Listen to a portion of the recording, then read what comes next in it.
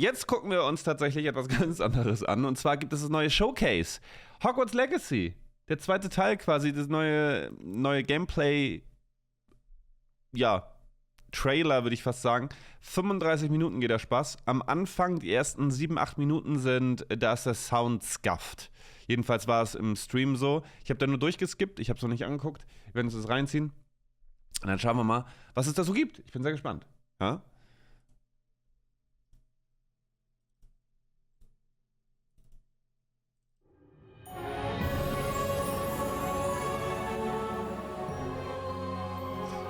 Will ich haben, habe ich nicht. Wieso habe ich das nicht? Was ist das? Wo kriege ich das her? Will ich haben, habe ich nicht. Wo kriege ich das her? Her damit!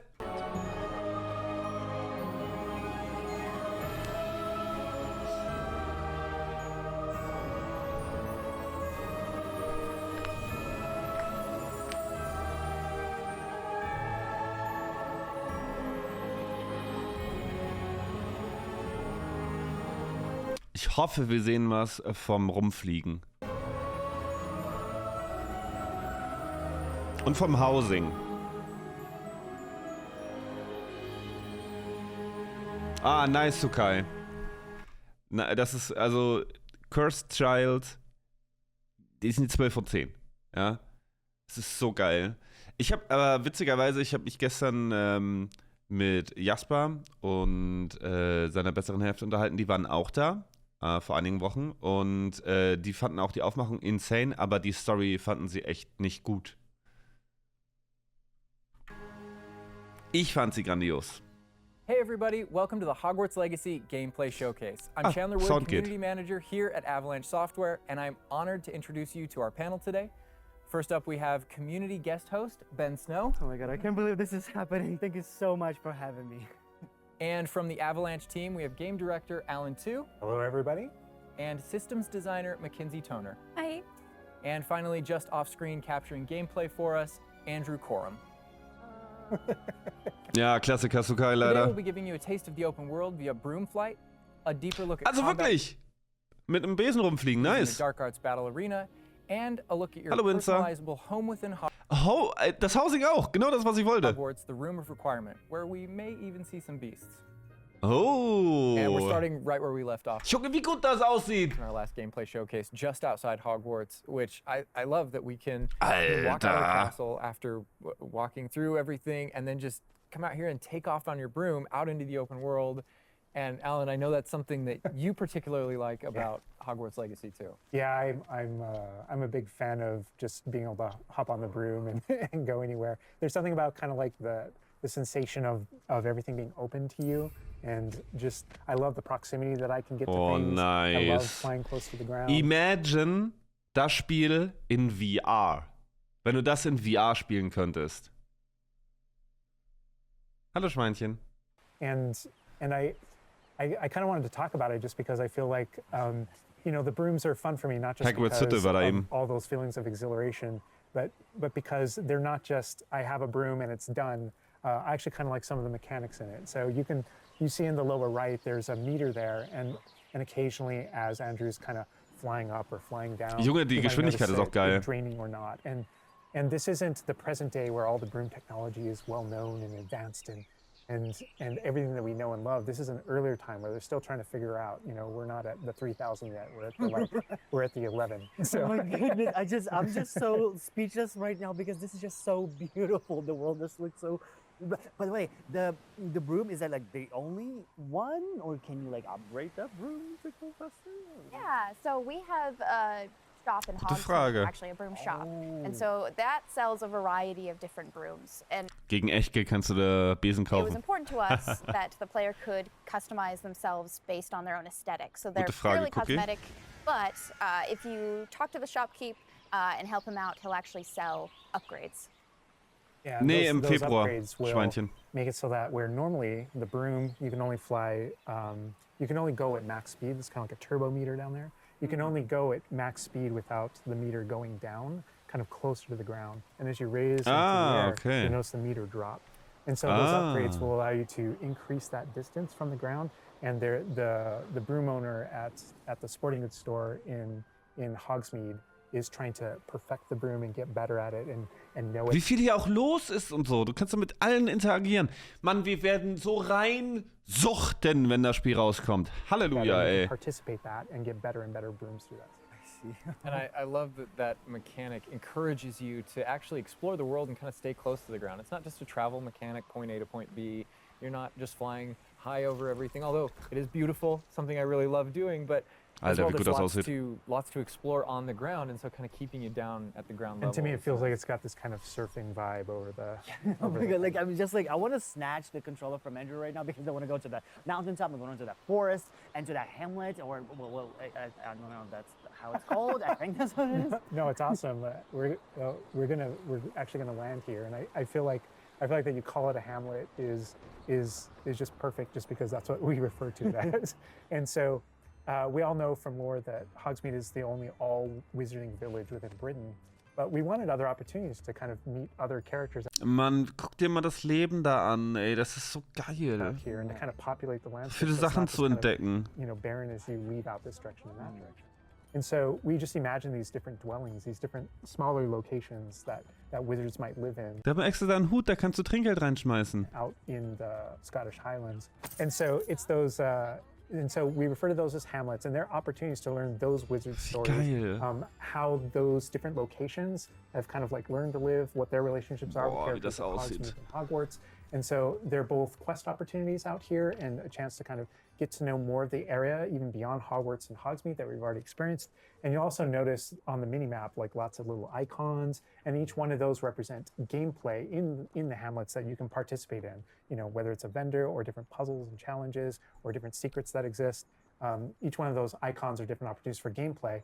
And you'll notice that same thing as we venture out into the open world as well. So when you go out into the open world and you see those icons, whether they're on the map or on your map or off in the distance, those things are opportunities to say, like, I want to increase my inventory capacity. They're puzzles left behind by old wizards, you know, that you can solve that actually grant you those. If you see ruins off in the distance and you visit them, you might find opportunities to actually expand and learn about your ancient magic. And as you kind of encounter different enemies dotted on the landscape, sometimes those characters, poachers or dark wizards, might be hoarding different magical resources that are valuable to you as you're playing the game. So each one has kind of like a way to connect to our gameplay loops and provide different opportunities that just kind of reward you for poking around. I mean, I right away want to just cover all of those points on the map just by going over there. Well, we've flown on a broom already, but there is something that we haven't done so far, and that is getting on our flying mount. We're gonna hop on our Onyx Hippogriff here. The Onyx Hippogriff is our pre-order bonus. Oh my god, what the heck? Onyx Hippogriff is our pre-order bonus. Oh my god, there he just like pops out of the... Oh mein Gott, das ist geil. Oh wait, you can use it as a horsey? I mean, a horse? I mean, that is a horse? Yeah, as a hippogriff, you can totally ride it like a ground and you can nice. Lift up into the air. And we tried to make sure that each of those interactions, so the broom's really good at reaching that top speed, at kind of traveling the world as quickly as possible. But sometimes it's really nice to get on the hippogriff because of that ground speed or those transitions. And sometimes it just feels amazing just to be riding around on a hippogriff. Look at it. Alter, das sieht geil aus. It really is kind of like, I don't know, it's a great feeling being on it. And it's a great feeling managing those transitions, kind of going from run to fly and just being able to go wherever you want. And we tried to make sure that each one of these things that you can interact with have a unique identity and a reason for being.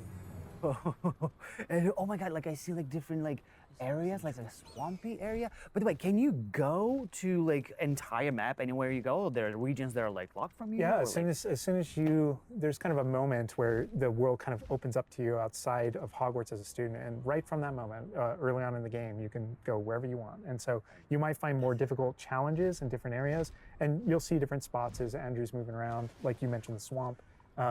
But there, we have got like a coast, and we've got different types of environments out in the world just to kind of pepper your experience, reward you for exploring, keep things fresh. All those things exist as we're moving around. So cool. I love that windmill. It's like so rustic. Like I keep forgetting that this is like 1800s. The Wizarding World we've never really seen before. Like it feels so authentic. Like it's part of it. Yeah, I love this vista too, and I'm gonna have Andrew stop here. We're gonna use a bit of dev magic to change the seasons. Actually, I want you to see what this world looks like covered in snow. Yes, yes, yes, please. I love snow. That's all I want. Oh, baby.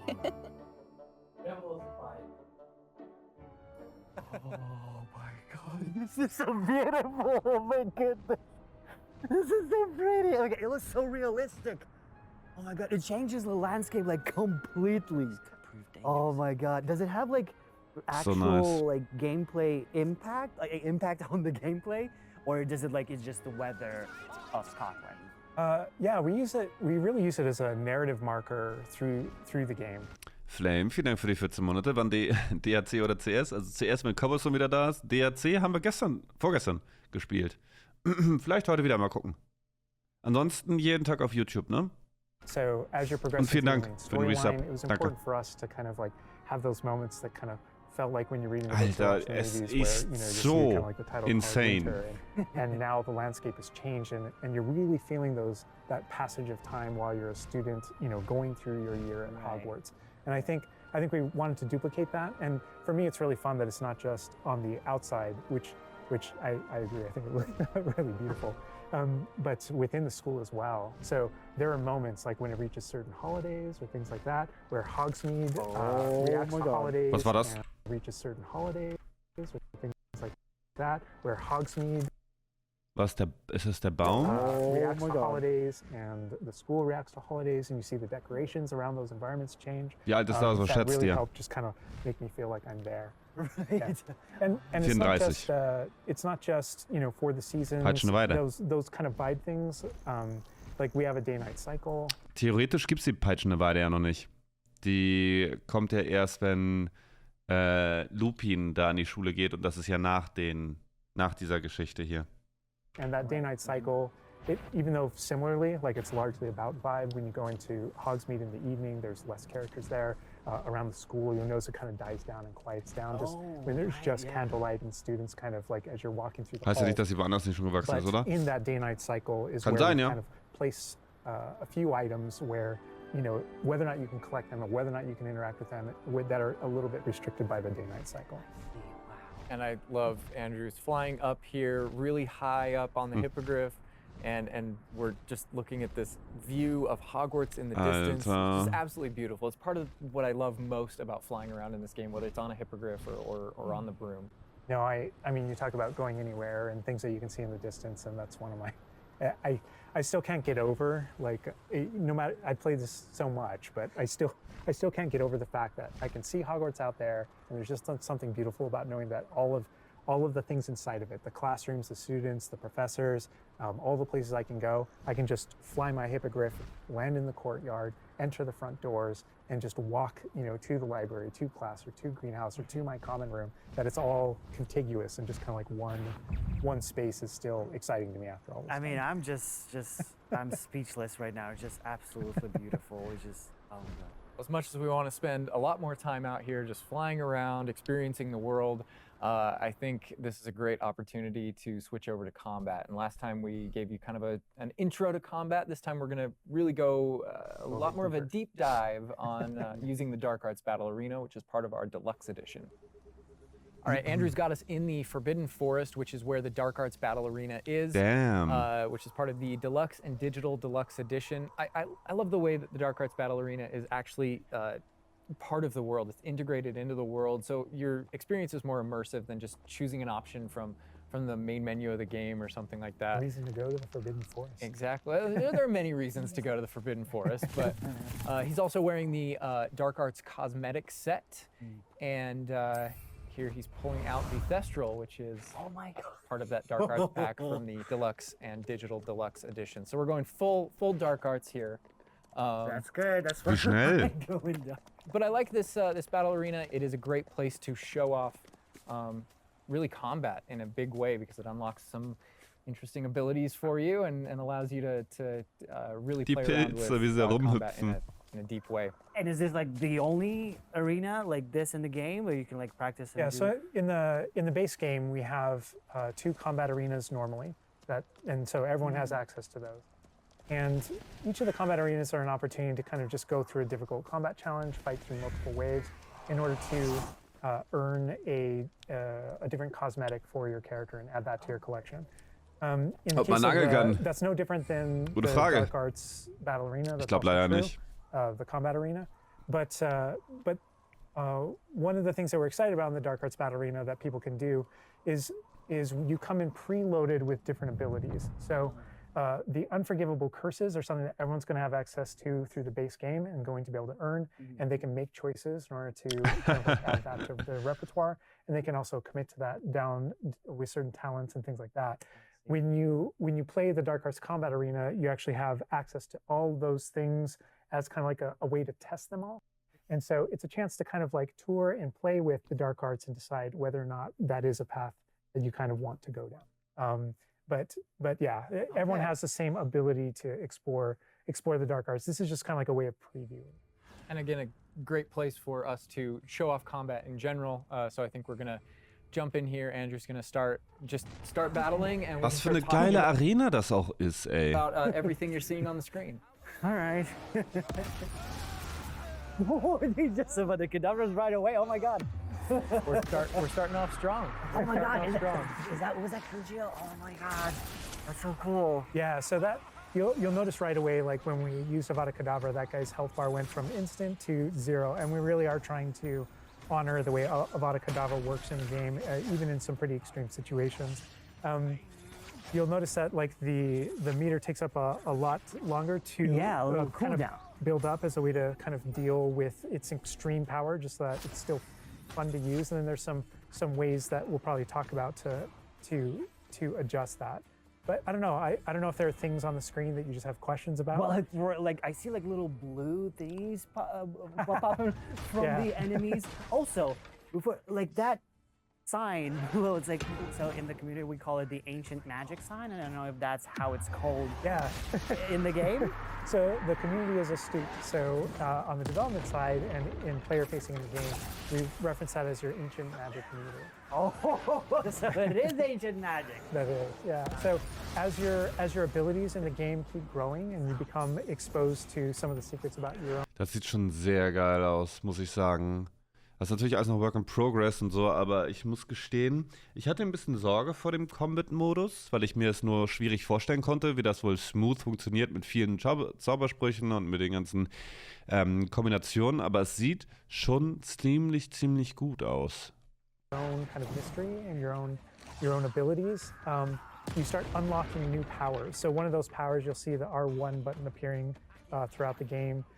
That's an ancient magic throw, we call it, that allows you to kind of like draw an object to you and fling it at an enemy. Okay. But whenever you see the R1 or the L1 plus R1 appear over somebody's head, that's an ability to cast a very devastating and powerful ancient magic spell to do a ton of damage against the character. I see. And the way that manifests. Es wird kein PvP geben, weil das ein Singleplayer-Spiel ist. Ich weiß nicht, ob es irgendwann nochmal eine Art gibt, um Multiplayer zu implementieren oder irgendwie sowas, aber bisher ist sowas nicht geplant, soviel ich weiß. Oder auf jeden Fall wird das noch nicht gesagt.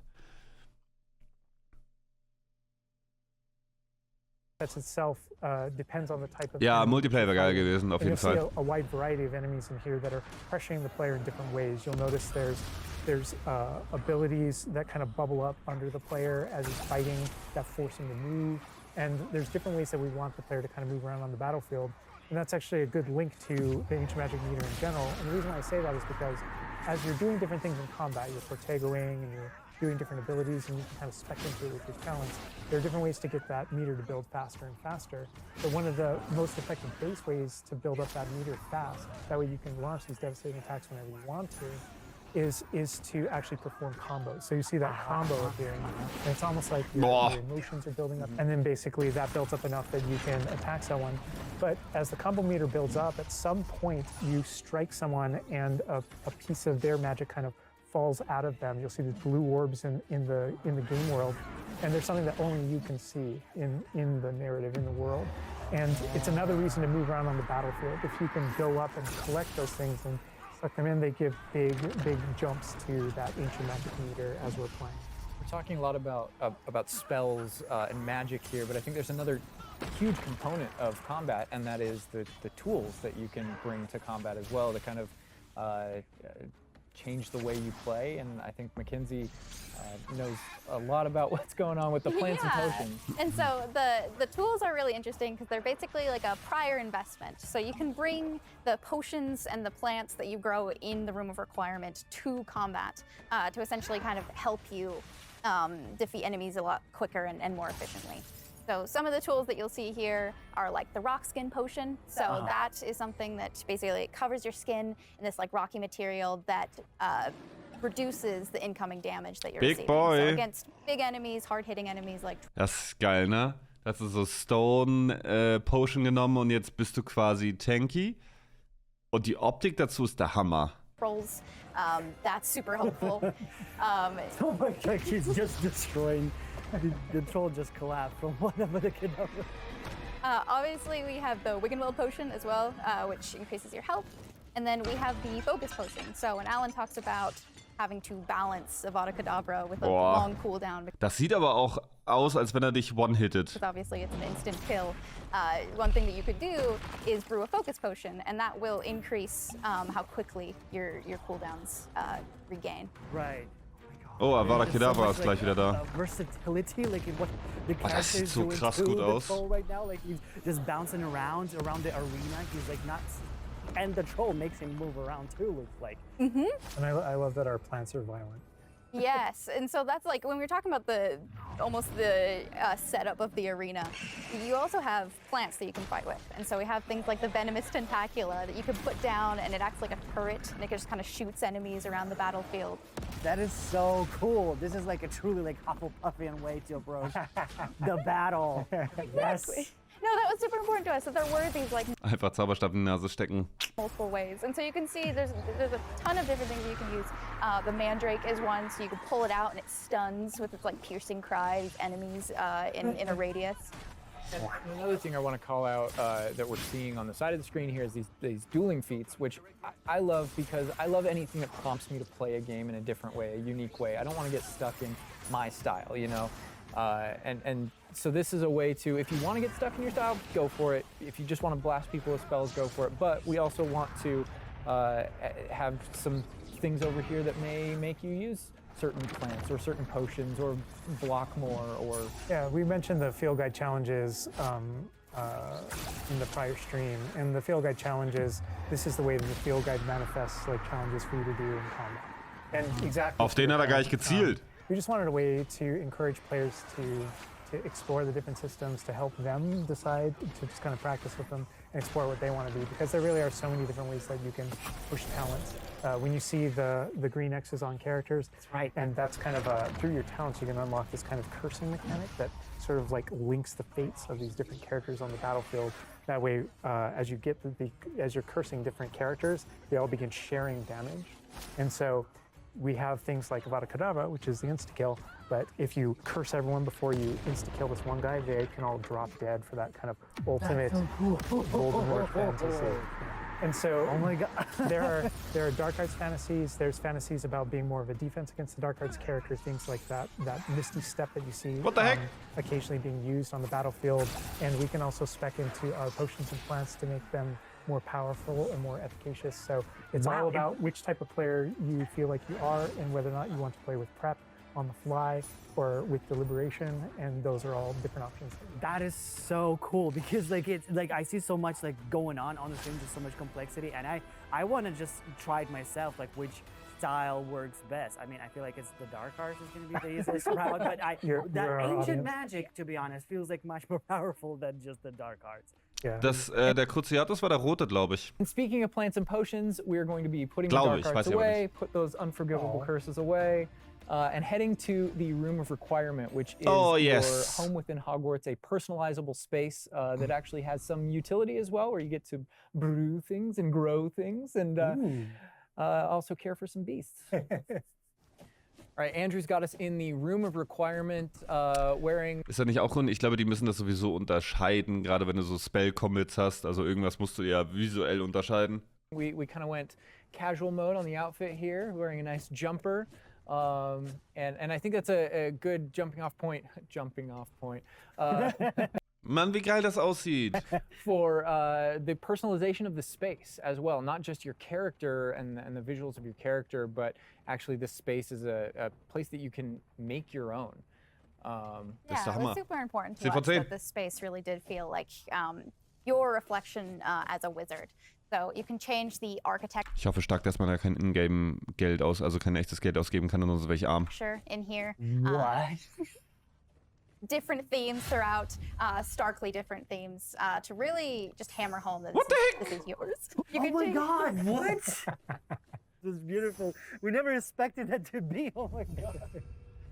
That's the thing is not only can you change the architecture here, but you can actually conjure little objects into this space, as you can see. So there's like statues that you can do, and ornaments, and tables, and rugs, and just a bunch Oh, of wie little geil things ist that das really denn? flesh out the space and bring it to life. Oh my goodness, because like we had an idea that those places where you brew stuff, that's where you can change, but you can do all of this. Where do you even get this stuff? Like there's Yeah. a furniture store? Yeah, so we call them conjurations. And the conjuration recipes can be purchased at Tomes and Scrolls in Hogsmeade. But also as you engage in different types of gameplay throughout the world, you'll be rewarded. Wie with, geil ist different das objects. denn? That's Oh so mein cool. You Gott. change Oh mein Gott. Oh mein Gott. Man wird nie wieder diese Butze verlassen, Alter. Außer du musst natürlich das kaufen. Also du brauchst natürlich eine Währung dafür. Aber es ist ja wohl absolut geil. Color? You can change the color, you can change the size of it, and you can place it basically anywhere. What the Oh my heck? god, it's so tiny. It's like for Baby Niffler. And I love how the system too is designed. All It's not pink. mechanical; it's immersive, and so you get the magical effect of conjuring it in, and you're actually doing this in the world as your character. But the way you've blended like that gameplay with the immersive design of personalizing Oh the my space. god, like, and I love the animation, how it like appears, you know, like it's not just like there, it's like it almost like it apparates. It is really quite beautiful, and that was the thing is we wanted that to look really nice because the magic in the wizarding world is everywhere. It's physical, it's kinetic, and it's whimsical. We really wanted to nail that whimsy in this space. Another thing that I wanted to discuss is that not only can you like conjure things and you can change their look, but you can do that with the utility objects as well. So you can see that we have planting pots and potion stations, and you can change the look of those as well. And these are the areas where, as we had mentioned previously, you'll be growing your geil. plants, you'll be brewing your potions. Right. So Oh mein while Gott, you're das ist also gut. doing these like kind of nurturing based activities, this is also the space where you would bring your gear to be identified and gear to have like rates put on it, which I believe Alan can talk to. Oh. Yeah, we keep Der Merkel, das Spiel kommt erst im Februar raus, ne? Also du hast noch ein bisschen Zeit. bringing up appearance and how it looks, and on a, like in the game you can look like anything you want to whenever you want to.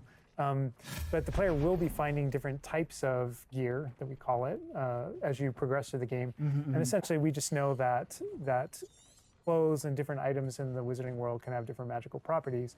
And as you explore and as you adventure, and as you defeat enemies, you're going to be finding different pieces of gear that have different abilities, and that can help you in your journey and are a major part of you kind of growing as a wizard and advancing as a wizard. Oh, du musst auch so Und viel so- looten und so. It's a huge list. And not all the time, whenever Kommt für alle, ja, es kommt auf allem raus, aber auf der Switch kommt das erst fast ein Jahr später, soviel ich weiß. whenever you get a new piece of gear, you don't necessarily know exactly what it does. And so there is a station inside of the Room of Requirement that you can conjure. It's one of the first things you conjure, called an identification Hedwig station, where you can actually ist nicht die echte Hedwig, aber vielleicht Mama oder Oma oder ich weiß nicht, wie alt Eulen werden. bring that gear that you're uncertain about and learn what its abilities are. Right, yeah, that's so cool. And then as the space advances even further, and the space will eventually grow its own rooms, and you're going to get new recipes, you know, like Mackenzie's talking about, all these different things keep expanding. And as it expands, Naja, wenn du keinen PC und so hast, also wenn deine Switch die einzige Konsole ist, dann kann ich mir gut vorstellen, also Kiwi zum Beispiel hat ja auch nur die Möglichkeit, auf der Switch dann zu spielen. eventually you're going to earn what we see here, which is called a loom. And when you set up a loom, it's an ability to essentially customize exactly which magical properties are on your gear and take any piece of gear and adjust its properties and to tweak what it does. And I mentioned earlier that you can make anything look like anything. The collection of appearances, we call it, or cosmetics, we've been referring to it in this stream. Those types of things you can use and you can apply. Ach so, die haben so Buffs drauf. Decrease Damage taken vom Spiders, taken vom Inferi. Okay. A look to any other look. So if you get a piece of gear, you put it on, you look like that, but you can change it to look like whatever you want. That's so cool. And like you can just put some ability to this sweater, but then you can just swap that ability. Yep, and appearances you can edit whenever you want in the gear screen. The loom is specifically about applying traits and applying larger upgrades that just kind of grant you greater statistical advantage or give you really specific abilities that blend in nicely with where you're trying to go with your combat fantasy or talents and things like that. Interesting. I'm just seeing that they're just like pumpkin fur, mooncalf fur. Where does that come from? Yeah, and so you'll notice that the ingredients that are used to add traits and to upgrade your gear are based around beasts. So this is where we get into the beast care section, which is inside this vivario. Oh, jetzt geht's bigger los. Space on the inside. What the heck? Yeah, and so you can see here we have a couple of beasts out. We have a graphorn and a mooncalf and a niffler and Ein Niffler. a Niesel as well. So Oh my quite a God. variety. Oh my God. Da hinten ist der Niffler. He's just like a big puppy. They're I so love their cute. cuddling. I know. Oh my God, they're together. Oh, that's so cute. They're adorable. And so part of beast care is petting them as well, but feeding them too. And so once you do those things, that's when they feel safe enough that they'll give you their magical ingredients. So mooncalf fur, niffler fur, etc. That can then be used in your gear. That is like so like intuitive because That's a Niffler. that makes sense because when you touch the Niffler. animals, you get some fur leftovers. That's so. Oh my God. Yeah, and we really want to hammer home the fact that this is like a home that you're making for No. them. So in Er hat dich the weggehauen. overland, you can find these beast dens and rescue these beasts. Part of doing so is Er hat's eingesteckt einfach. brushing them and feeding them food as well, and to build that relationship with your beast. Du bist auch In ein addition Niffler. to be able to care for beasts, you can actually conjure things in this space as well. The house, the cottage. Yeah, right. And so we have like a lot of little ornaments in this area, and a lot of them are purely cosmetic, but they look really cool. Again, it's the personalization of this space. Dadoschka. Oh my goodness, no, this is like, I'm gonna spend 8 hours just designing this whole area to personalize. This is like cool, it's like you have this little play area, like a personalized fish tank, so to say, just for the creatures. I love it. Yeah, no, totally. And there's like a decoration aspect, but there's also, we were saying inside as well, is there's a utility aspect to it too. So as you progress in the game and you're able to purchase more conjurations, you're able to speed up your process. So one of them... Alter, oh mein Gott, Alter, wenn das Spiel keine Major Bugs besitzt beim Release und keine Ahnung was, ne, so typisch Cyberpunk-mäßig, dass dein Rechner dann irgendwie abfackelt oder so, das ist ja wohl ein absolut grandios gutes Spiel. For example, is the food processor, which allows for the beasts in the space to automatically get feed, so you don't have to do it manually. And so you're really building the progression for yourself here. In addition, there's also a toy box where you can play with your beasts. And you'll see here, yeah. So you can, there's a bunch of toys in it, and each beast has their own favorite toy. So as you can imagine, the mooncalf really likes the moon ball, or the Niesel, as like a little cat, really likes to chase the yarn ball as well. Right. And they're super cute. Oh my God. Watching them. No. And the big thing we really wanted to hammer home is that the world is a dangerous place. And so by going and rescuing these beasts and bringing them back here and caring for them, you're really helping them out. There's poachers in the overland who hunt these beasts for their material. So instead, you're caring for them. You're giving them a home. Right. Oh my God, this Graphorn is just gigantic. But he looks like my dog. My dog right now, for sure. You could actually name them as well. So like your dog. So getting back into that. Das wäre eine insane Twitch-Integration, ne? Bei dem Game noch zusätzlich irgendwie, dass du dann dass sie dann automatisch die Namen verteilen für deine Beasts und so, wie wir das halt kennen. Das war ganz witzig. Personalization, you know, yeah, we didn't want you to just like throw in, oh, here's a Graphorn in here. Like, this can be named whatever Andrew's about to name them. Bruce. That's a good name. You know, we've created this really nice space, and you can get additional vivariums, correct, to different kind of aesthetics and looks to where you're keeping your beasts and caring for them.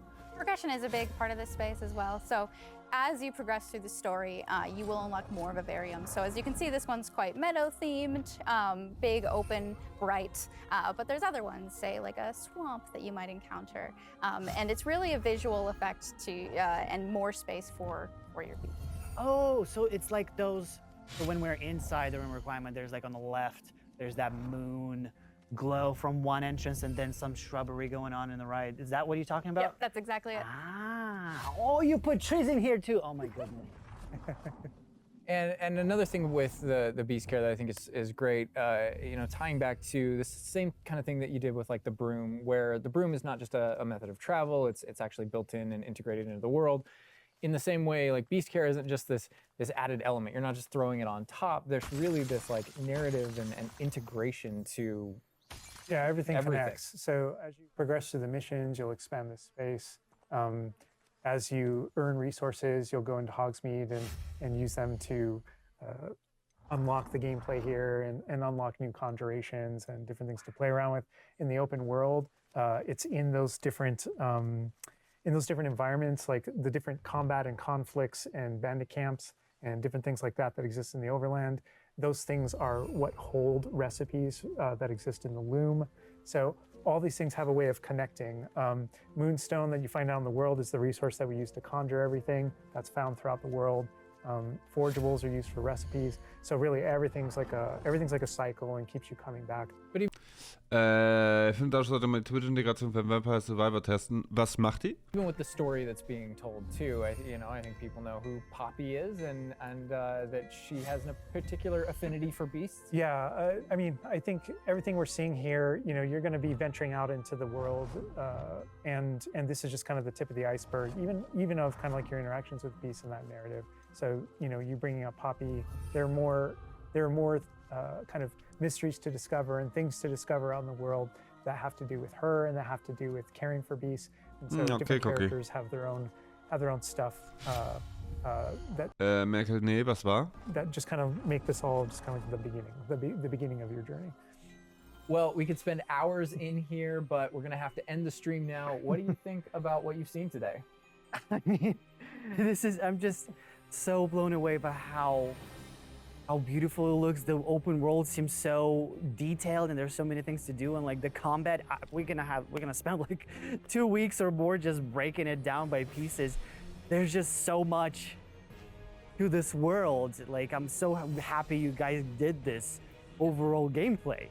And that's just the tip of the iceberg. We've got more for you to discover and find on your own. Thank you so much for being here. Thank you for watching.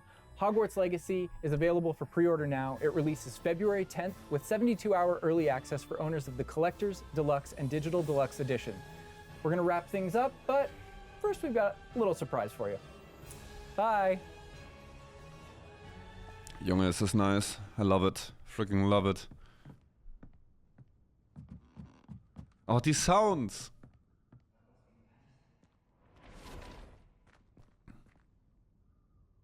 Huh?